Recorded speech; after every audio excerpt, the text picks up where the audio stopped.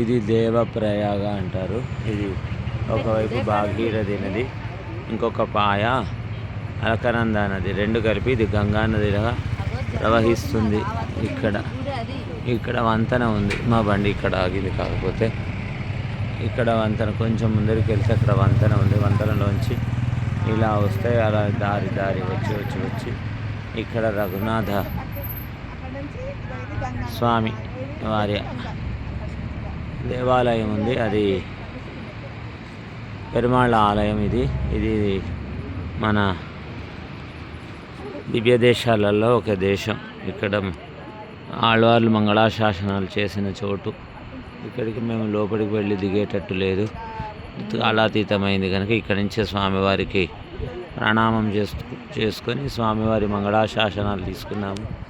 ఇక్కడ మన వాళ్ళందరూ చూస్తున్నారు.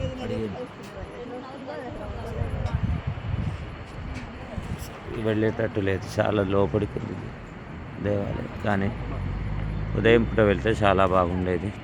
మాకు కాలాతీతమైంది. జై శ్రీమన్నారాయణ.